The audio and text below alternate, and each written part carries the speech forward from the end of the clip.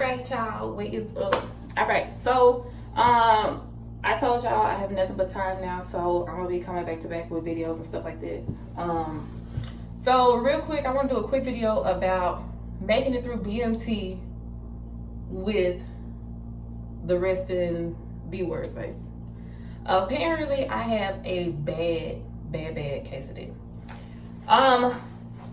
So before hype these damn pants up.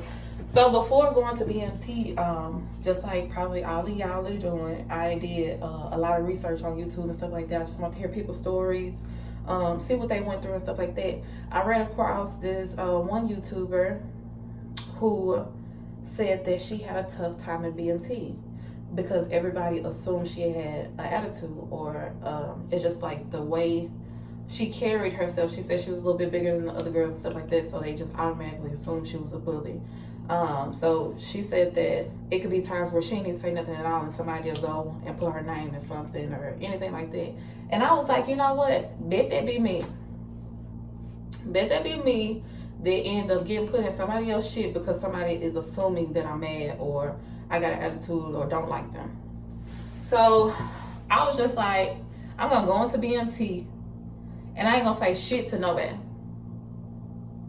I ain't gonna say nothing to nobody. I'm just gonna get in there, get the job done, get out. I ain't making no friends. I ain't making no enemies. I'm just trying to get in, get out. If my rationale was, if I don't never say nothing to nobody, can't nobody say I said something. Made sense at first. Okay, so hold on.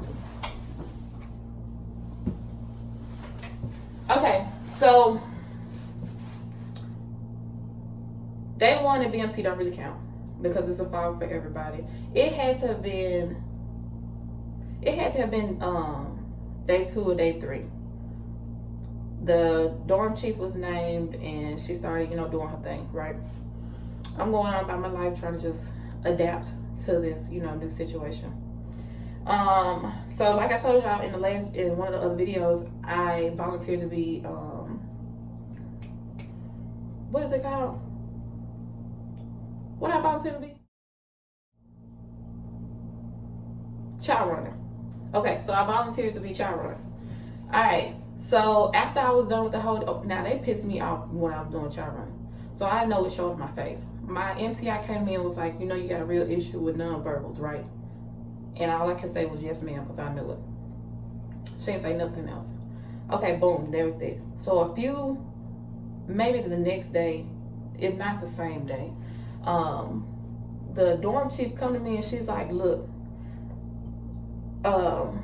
you always have an attitude with me, and every time I'm talking to you, you roll your eyes and walk away, or talking at you or talking to the group. Something she said, and she was like, I think it's disrespectful or something like that. I don't really remember, but I felt so attacked. I felt like I don't even never remember even having a one-on-one conversation with you, let alone you addressing me or knowing my name. So you couldn't have been talking to me, so I couldn't have been rolling my eyes at you, right? So I straight up told her, I was like, look, if I roll my eyes at you, trust me, you would know. And so I did this really long, dramatic eye roll, and I was like, yes, that is what rolling my eyes look like. Maybe when you looked at me, it was a long blink. And when I get an attitude, or when I get little spikes in my hands and my neck starts to move too, so then I probably didn't have an attitude, but hindsight 50-50, honey. It's over and done now. But anyway, I basically ended the whole situation with telling her to get up out my face. Was it the right thing to do? Probably not. But it was done. I just feel like, don't come up to me saying I got an attitude when I never had a conversation with you in the beginning. Now, a few days later, I'm in chow. After I ate, I would always go to the bathroom and wash my hands afterwards. And I walk in there, my MTL in there, she told everybody to get out, except for me and my wingman. She went in. She was like, is there a problem? And I was like, ma'am, like, I'm legit confused. I don't know what's going on. And she was like, why is my dorm chief coming to me saying you're rolling your eyes at her and you always have an attitude? I was like, ma'am, excuse me? And so after my report statement, of course. But anyway, so I was like, ma'am, I have no idea what you're talking about. She was like, she explained it some more. And I was like, ma'am, I've never even spoken. I've never spoke to her other than when she approached me about me rolling my eyes at her. But I do realize that I do have nonverbals, and it's something that I'm actively working on, but I'm not here intentionally having an attitude with anybody. And she was like, fix it. Yes, ma'am, thank you, ma'am. Walked away. At that point, all I could do was remember watching the YouTube video with the girl, and her YouTube videos about her BMT experience. She was literally still at BMT. She was still at BMT. She was probably on a little family weekend or whatever, talking about it in tears. Like, she's crying about her BMT experience. And I was like, you know what, at that point, in that training, I said that, okay, I cannot have the same experience. And if I continue to do whatever it is that I'm doing, then I will go down that same path. And I just didn't want to deal with it.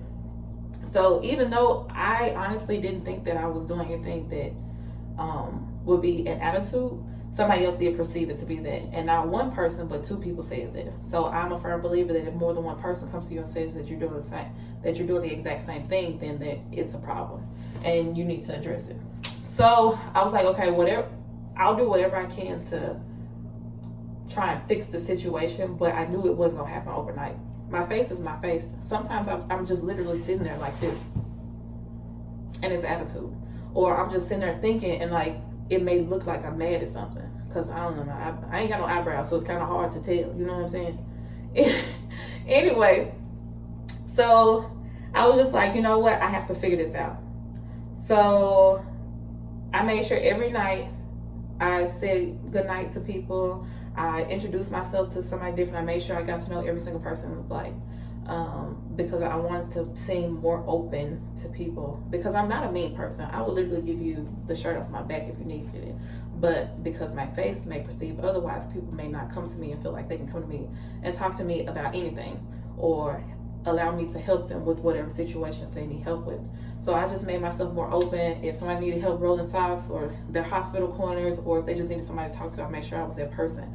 And somehow I became the camp counselor, which was when everybody was down, or it just felt like they couldn't go anymore. I became that.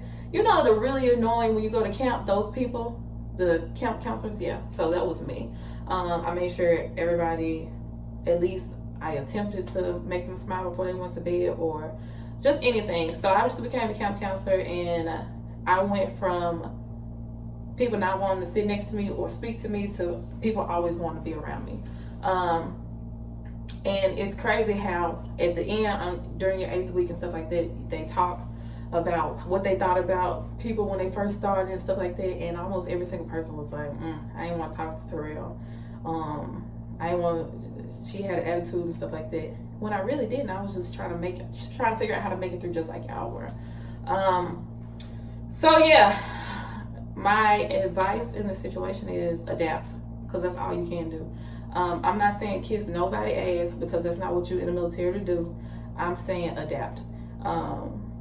If you see that something, that other people may perceive that you're mad about something, or you got an attitude, fix it. Just look at them and smile and say, hey, no, I'm good. I'm sorry, I was just thinking. But don't be me and just let them think whatever they want to think, because in the end, it's going to end up in a situation where you got people against you when you ain't do nothing in the first place. And especially being in a female flight, ain't nothing worse than having, we started with 52 females. So ain't nothing worse than having 51 other females against you, because then in any situation, you ain't going to win. So I feel like that was the situation that the YouTuber was in. Like, once people make that assumption of you, it's hard to change their mind about you over time. And making it through BMT with everybody against you is just impossible. Because I just know as an element leader, I saw other girls like not gang up on people, but if your friend come to you and say, hey, so and so said this to me, and it's your friend, you probably gonna have your friend back before you have so and so back, whether you heard what happened or not. So just to stay out the situation altogether, just fix it. If you know you got a problem with it, I don't know, count to 10, do your face exercise, draw your eyebrows on differently. I don't know what you need to do, but just do it, because ain't nothing worse than being unapproachable in a place where the only way you're gonna survive is with the team. So teamwork makes the dream work, And if you ain't part of the team, then you against the team, and you ain't gonna make it to BMT like that.